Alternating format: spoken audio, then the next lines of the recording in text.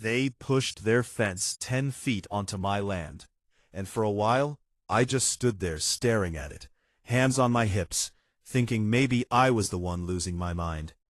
But I wasn't. And what I did next, well, let's just say, it made sure nobody ever questioned where my land ended again. I've been on that piece of Texas dirt just shy of 20 years now, long enough that the wind knows my name. Long enough that I can tell which cow's limping before I even get close. It ain't a big operation by any stretch, but it's honest. 40 acres of pasture, a weathered red barn that leans just a little to the east, and enough cattle to keep the lights on and my hands busy. It's quiet out there, the kind of quiet that city folks think they want until they actually hear it. That's where the trouble started, I guess, city folks. About 2 years back, the place next to mine got sold. Old man Jenkins used to live there. Kept to himself mostly. Good neighbor. We'd wave across the fence line, swap tools now and then, never had a problem. When he passed, his kids sold the land to a couple from Dallas. The kind of people who say they're escaping the noise, but bring all of it with them anyway. Their names were Grant and Lila Mercer, though around here folks just called them the Mercers, with a tone that said, enough. First time I saw the place after they got done with it, I almost laughed. Glass walls, metal roof shining like a mirror, a pool out back, like they were expecting a magazine crew to show up any minute. It didn't fit, not with the dust, not with the cattle, not with the way the land actually works. But hey, it was their money. At first we got along fine, better than fine really. Grant came over one afternoon, hands too clean for a man claiming to want country life, asking where to buy feed, what kind of fencing holds up best in storms. I helped him out, pointed him to a decent supplier, even let him borrow my tractor when their landscaping project got out of hand. Lila would wave when she saw me fixing fence. Sometimes brought over store-bought pie, like that made us neighbors overnight. I didn't mind. Figured they'd either learn or they'd leave. Turns out they learned, just not the things that mattered. It started small, like it always does. Their dogs first. Big, energetic things, no training to speak of. One morning I'm out checking the herd, and I see them chasing a calf clear across the pasture, barking like they own the place. I ran them off, brought the calf back, and that evening I walked over, kept it polite, told Grant, hey, your dogs got into my herd today. Can't have that. He smiled, that kind of tight smile people use when they're not really listening. Oh, they're just playing, he said, like my livestock was part of their entertainment. I let it slide once. Then came the grandkids. Weekends mostly. ATVs buzzing like flies, cutting straight through my pasture instead of using their own land. I'd be mending fence or checking water lines, and suddenly here they come, tearing across like it's some kind of theme park. First time, I waved them down, told them easy. Hey, this ain't a trail. You need to stay on your side. They nodded, polite enough. Kids usually are. Next weekend, same thing. So I went back over, this time a little firmer. Not rude, just clear. Lila answered the door, sunglasses on like she was heading somewhere important. I explained it again, slower this time, and she just tilted her head, gave me that look like I was making a big deal out of nothing. They're just kids, she said, it's open land. And right there, that's when I felt it shift. Because to me that land wasn't open, it was everything I'd worked for. Every early morning, every late night, every storm I rode out instead of running from. But to them it was scenery. Still, I didn't push it further. Out here you try to keep the peace if you can. No sense starting a war over things that might settle themselves. But they didn't settle. They got worse. More dogs, more noise, more little moments where I'd catch them treating that invisible line between our properties like it didn't exist at all.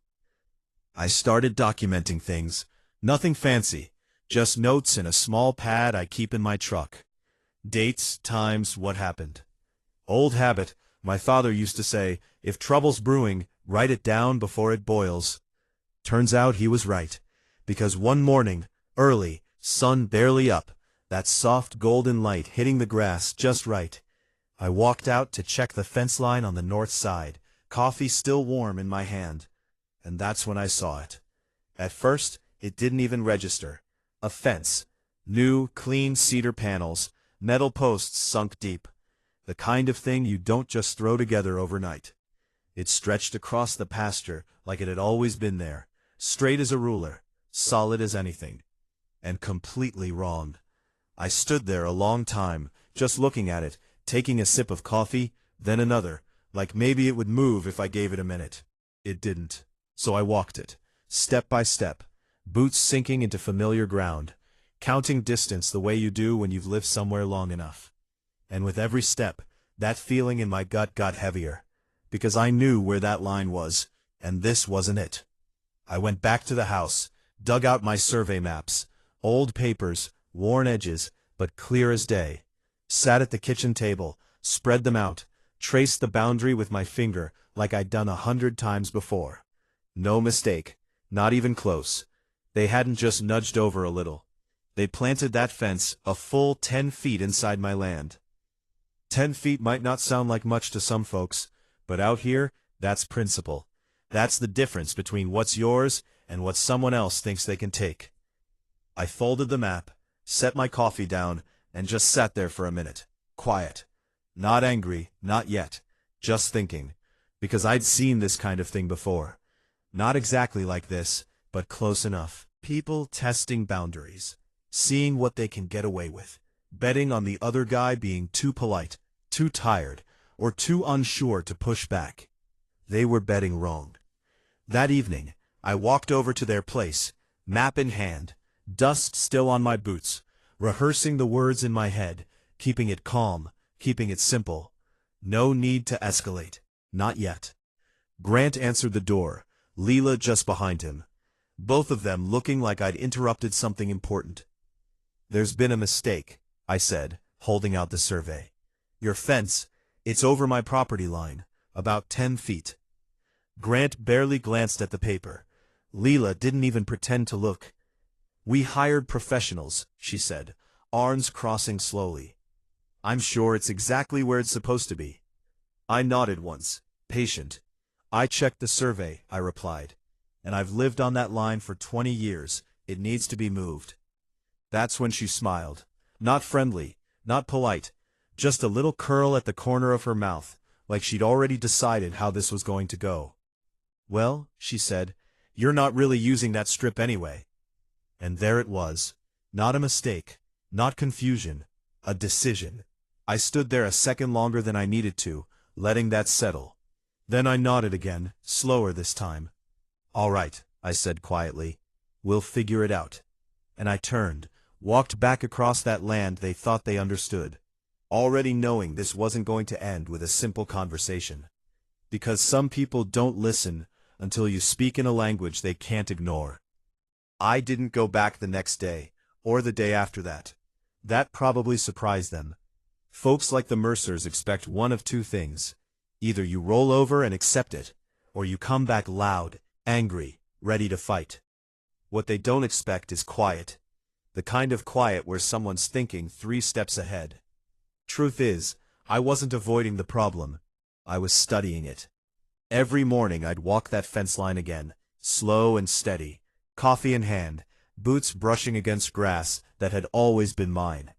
That new cedar fence stood there, like it belonged. Clean lines, polished boards, expensive enough that I knew they'd thought this through, or at least thought they had.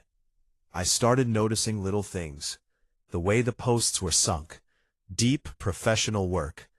Whoever built it wasn't guessing, which meant either the Mercers had given them the wrong boundary, or they'd been told the right one and chose to ignore it.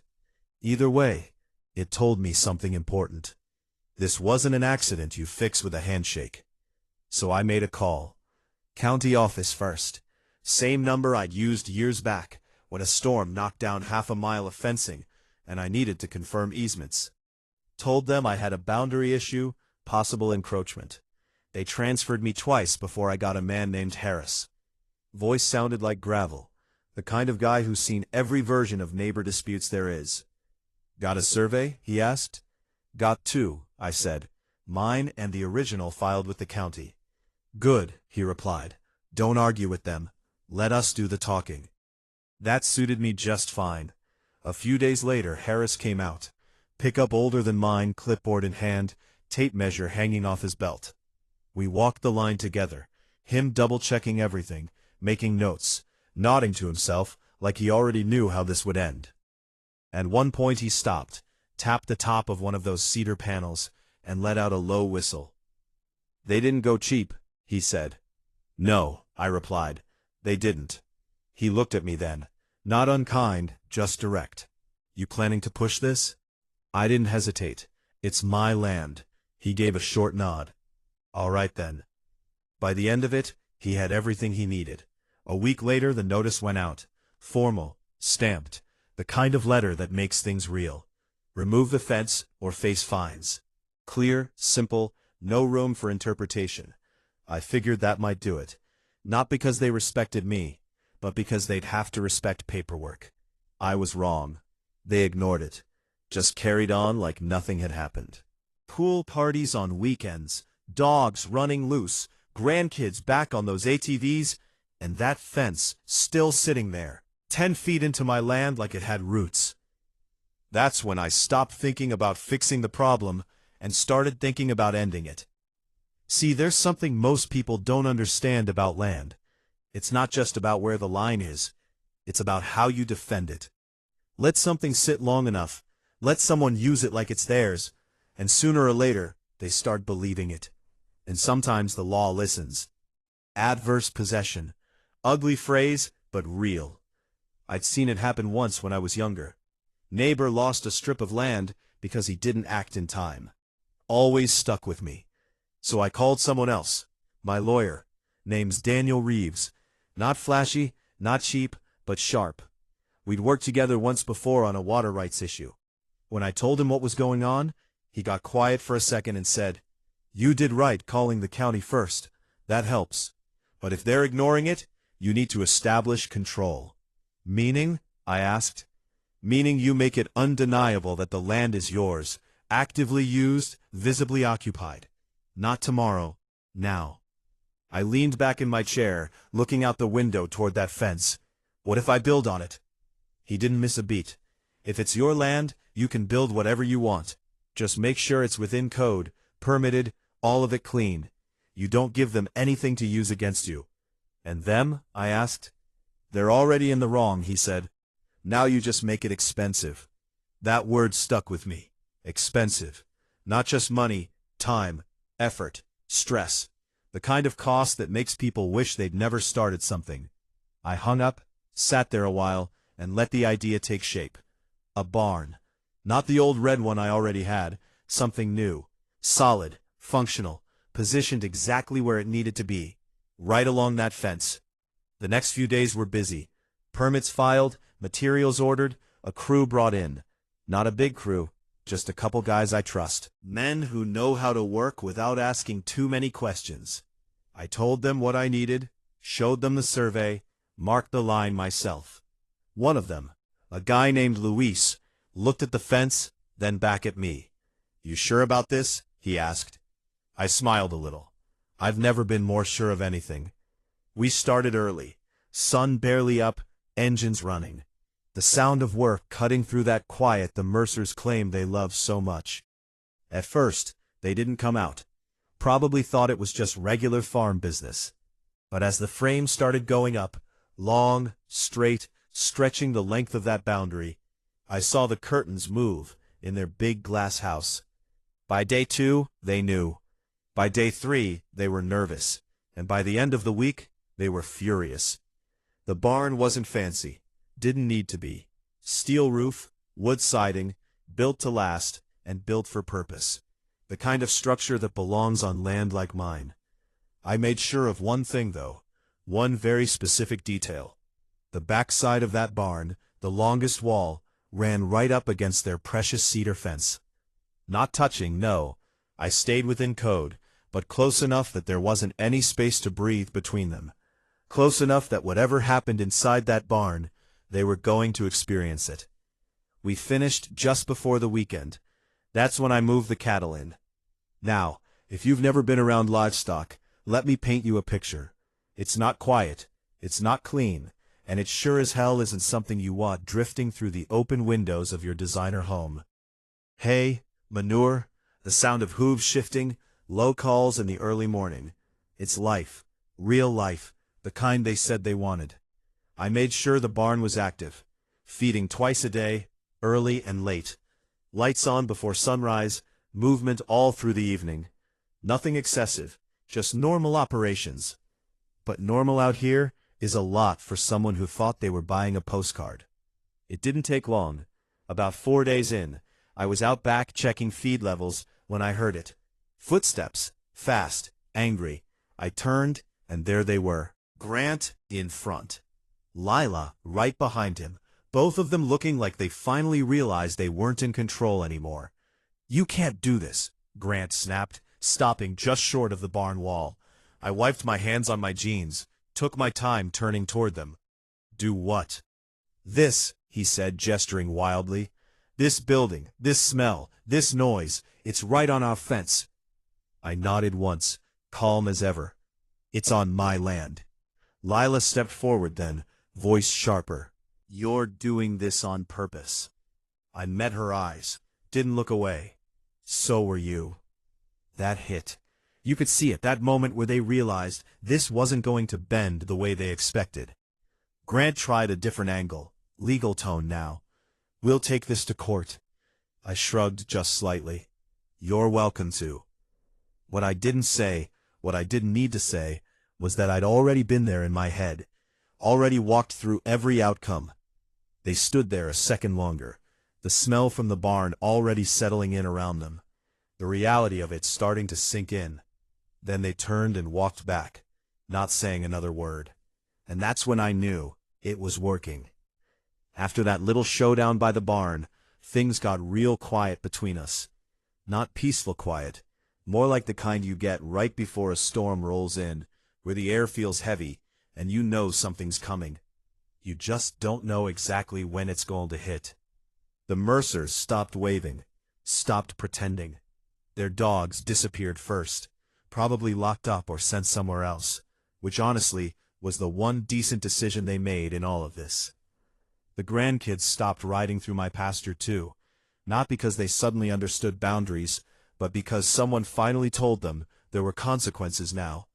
And that fence still sitting there, boxed in tighter every day by that barn. A couple weeks went by like that. I stuck to my routine, feeding cattle, fixing what needed fixing, keeping everything steady. But behind the scenes, things were moving. The county didn't forget. Another notice came through, this one less polite. Fines, deadlines, legal language that doesn't leave much room for pride. I didn't see it myself, but I heard about it. Small towns talk, even when you're not in one. A guy at the feed store mentioned seeing Grant arguing on the phone in the parking lot, red in the face, waving papers around like they might change if you shook them hard enough. Didn't surprise me. What did surprise me was how long they kept holding out. Most folks, when it starts costing them money, they fold.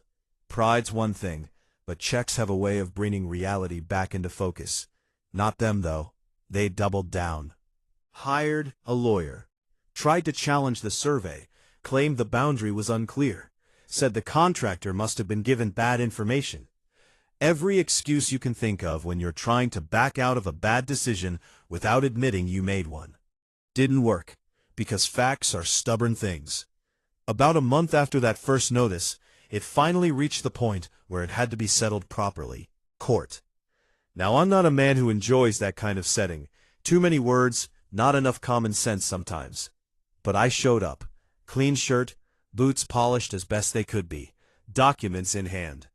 Daniel was there already, calm as ever, flipping through papers like it was just another Tuesday. The Mercers came in a few minutes later, dressed sharp, confident on the surface, but you could see it underneath. That tightness around the eyes, the kind people get when things aren't going the way they thought they would.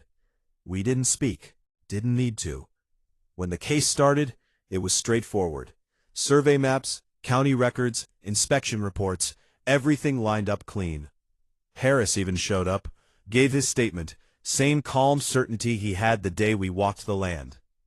The Mercer's lawyer tried, I'll give him that. Talked about misunderstandings, intent, contractor error, tried to paint it as a simple mistake blown out of proportion.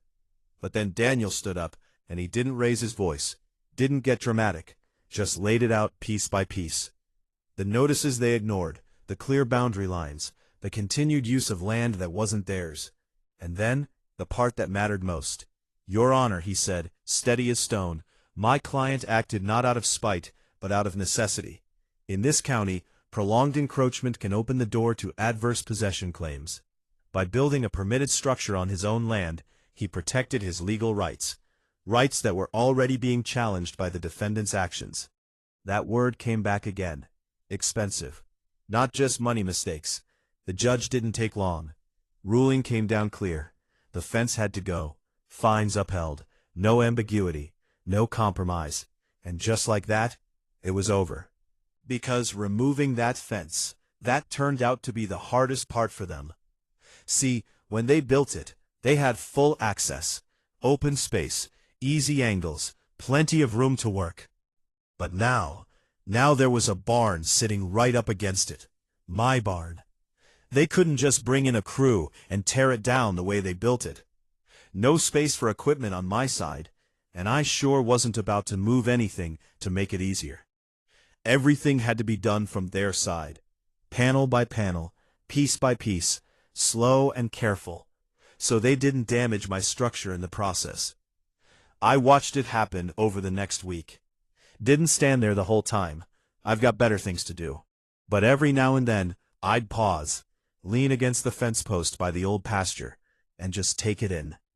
Workers sweating in that Texas sun, carefully unscrewing boards, lifting sections out like they were diffusing something fragile. Grant was out there a lot too, pacing, talking on his phone, frustration written all over him. Leela showed up once or twice, didn't stay long. Guessed the smell from the barn wasn't something she wanted to stand next to for very long. I never said a word to them during that time. Didn't need to. The sound of that fence coming apart said enough. By the end of it, the line was clear again. Open, honest, exactly where it had always been. Grass already starting to settle back into place like nothing had ever happened. Except something had. Because they'd lost more than just a fence. They'd lost money. Thousands of dollars between construction, fines, legal fees, and removal. They'd lost time, energy, whatever sense of control they thought they had when they first decided that 10 feet didn't matter. And maybe, just maybe, they learned something. Or maybe they didn't. Hard to say. We don't talk anymore. Sometimes I'll see them from a distance. Grant walking the edge of his property. Slower now, like he's paying attention to where he steps. Leela keeps to the house mostly, those big glass windows reflecting the land instead of opening up to it.